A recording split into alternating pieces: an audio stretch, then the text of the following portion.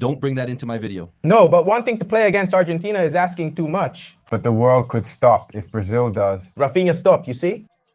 The world can stop, Rafinha.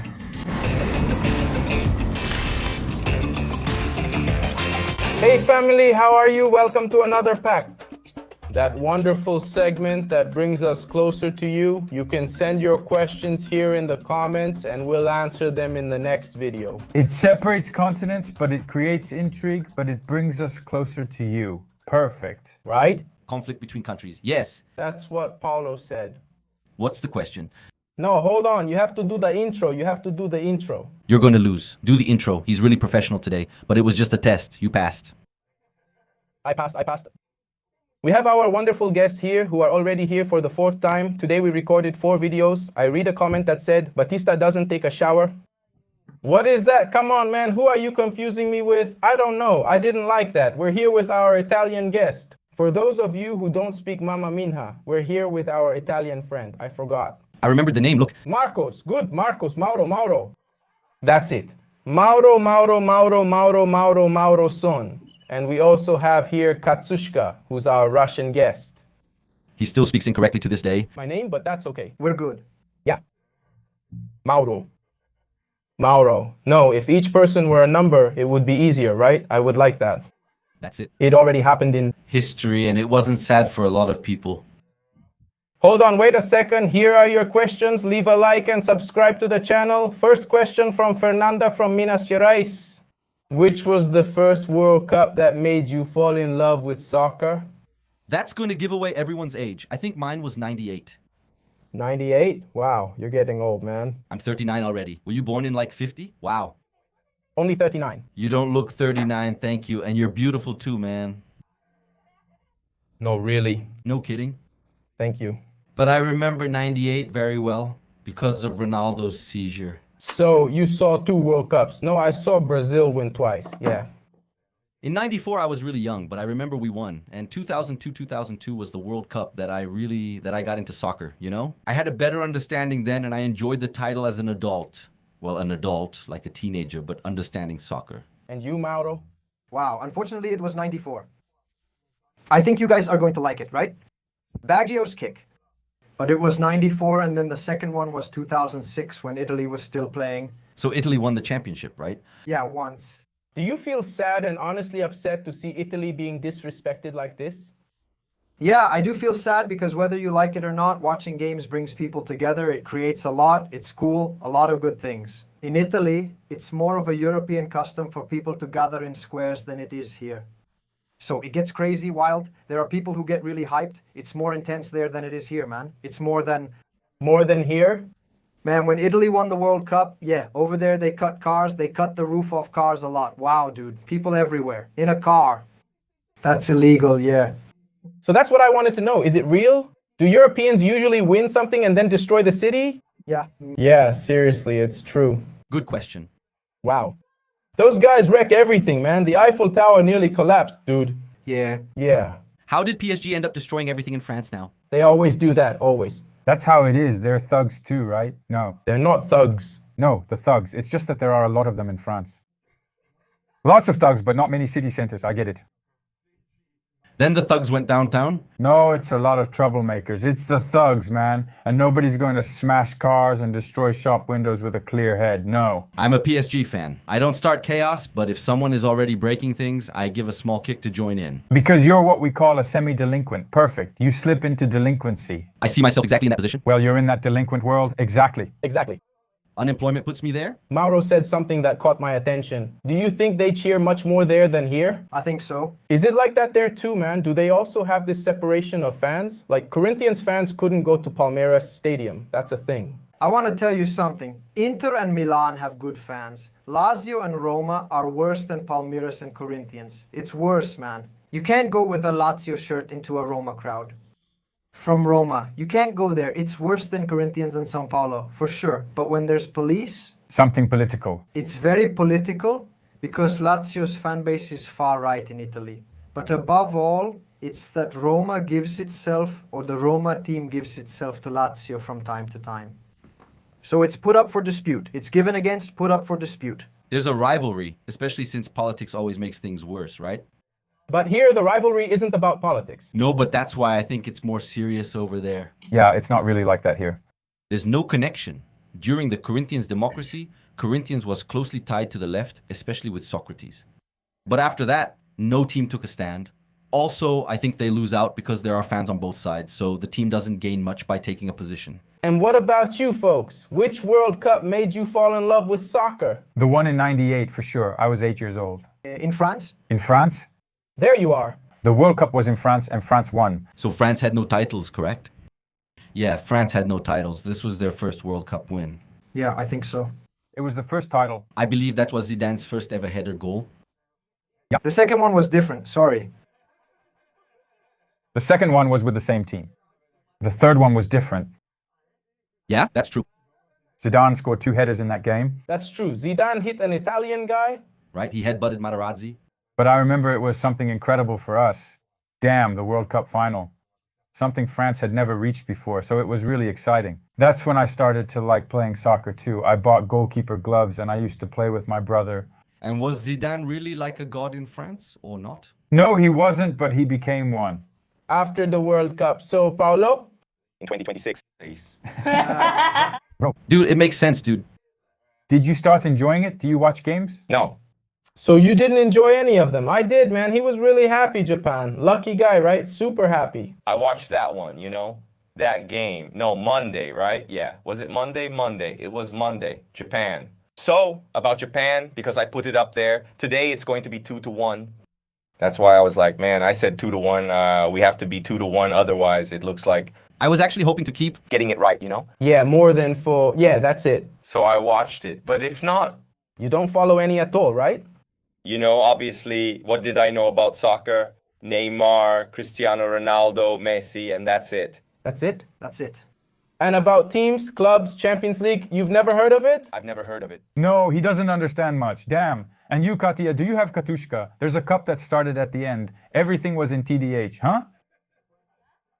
TDH. I already know about it. It was in 2018, right? That's it. In Russia. Did you go to the games? Yes, I went. Did you watch? Yes, it was there in Russia, but, well, in Russia, soccer is very strong. Yeah, Russians love soccer. Like, they're crazy about soccer and hockey, right? And what? Hockey. But soccer is stronger. And I, like, never really felt much for soccer. I didn't even know much about it, you know? Until we hosted the World Cup. Man, because it was crazy, but I remember it was such a cool time because everyone comes together, you know? There's no racism, there's no prejudice, there's nothing, because everyone becomes friends just like that, right? And that's when I really started to like soccer. But coming here to Brazil, even more so, because here, right, soccer is like a religion. It's a religion, exactly. I think it's fading a little, you know? I see that previous generations tell me about what soccer used to be, and I think now in Brazil it's cooling down. Yeah, it's mellowing out. There are people who don't even have a team, who don't care. Soccer in Brazil went through something, and this is my own theory, that I believe caused what you're talking about, which is the modernization of the stadiums. Before, the guy used to pay $10 to go to the game. Now he has to pay 120 reais. Man, the people who cheer, who love soccer, aren't the rich guys. It's not the high-income folks. It's us, man, middle-class, poor people. It's hard for this guy to enter the stadium. Yeah. But I think there's also another problem, which is that today, computer games, PlayStation games, all that have really reduced it. That too. Because back then, you didn't have these things to have fun with. You only had soccer to play. Yeah, that's true. And now everyone wants to know about soccer. Like, am I going to play? They complain. Soccer is entertainment, so it competes with Netflix too. Yeah. I'm not going to watch the other game. I'm going to watch the new movie. Yeah. Thank you. Soccer is, and man, back then kids used to imitate their heroes. It competes with, yeah. His hero. Maybe his hero is a character from a game. I don't know what. Exactly, you know? Today, what's going viral the most is K-dramas, right? People are coming back. They like soccer now, man. Who's Rama? Dorama That is... Yeah, I like it. I like it. Dude, it's Dorama. Man, next question. Lucas from Sierra, which country do you like to see losing the most in the World Cup? Oh, yeah. That's a good question. That's a good question. I'm sure everyone here is going to say Argentina, Germany. Yeah, Me in the competition. I'm sure we all will. I'm not going to be kicked out. I'm not going to talk about Argentina. I'll get expelled. I think I would say Argentina. But because of this recent rivalry, Yeah, recent. In the past, it was Germany. I'll be honest. We're all about the 7-1 in Germany. Yeah. Why 7-1? But you're Russian, right? Have you always felt that 7-1 thing? but I'm Brazilian, so that's more of a Brazilian thing. Yeah. With the Brazilian, but in Russia, who is it? There's a Russian fan not living in Brazil. Which team do you root against? Yeah. I think the United States says that, That makes sense. but not for me, I don't care. But the United States, because of the war, no. No, because they're really friendly. Damn it. No. I'll be honest, man. I'll be honest. No, because of the food. Me, Batista. I get pissed off with Trump. I don't get pissed off with the American people. You understand? You're different. I don't think so.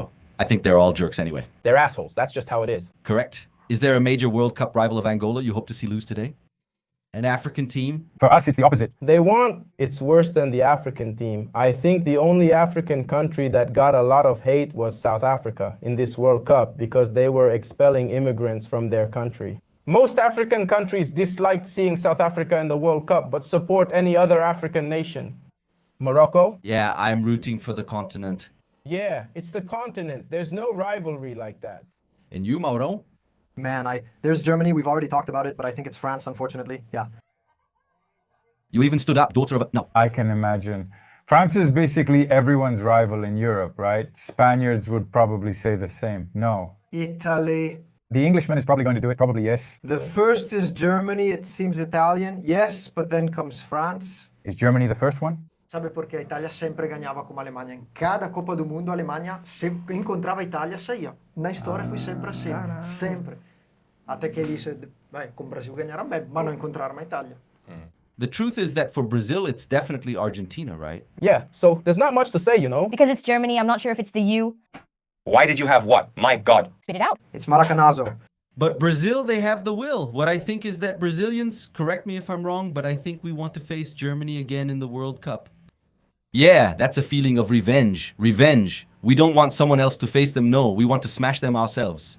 No, it's when Germany loses now. Exactly. It doesn't matter if Germany is eliminated now. They were already knocked out in the World Cup. What about Brazil? I don't know. Did you see how many memes appeared online after that? I loved it too.